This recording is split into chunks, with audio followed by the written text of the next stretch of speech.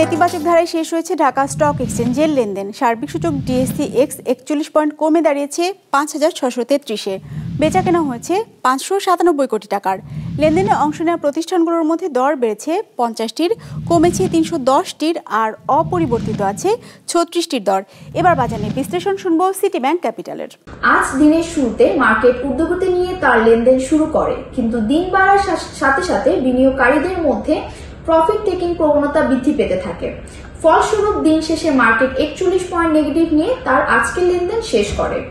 আজ মার্কেটে লেনদেনরত কোম্পানিগুলোর মধ্যে শেয়ার মূল্য বেড়েছে 50টি কোম্পানির, কমেছে 310টি কোম্পানির এবং অপরিবর্তিত ছিল 36টি কোম্পানির শেয়ার মূল্য।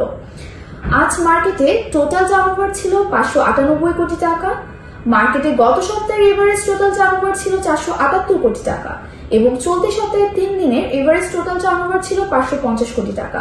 আজকে সবচেয়ে বেশি লেনদেন হয়েছে এশিয়াটিক ল্যাবরেটরিজ লিমিটেডের। আজকে এদের প্রায় 40 কোটি টাকার মতো লেনদেন হয়েছে। দ্বিতীয়তে ছিল লাভেলো। ইন্ডেক্স কমার ক্ষেত্রে আজ বেশি কন্ট্রিবিউশন ছিল ব্যাডবিসি। গেইনার লিস্টে প্রথমেই দেখতে পাচ্ছি বিডি থাই ফুড, দ্বিতীয়তে ছিল ওরিয়েন্ট ইনফিউশন।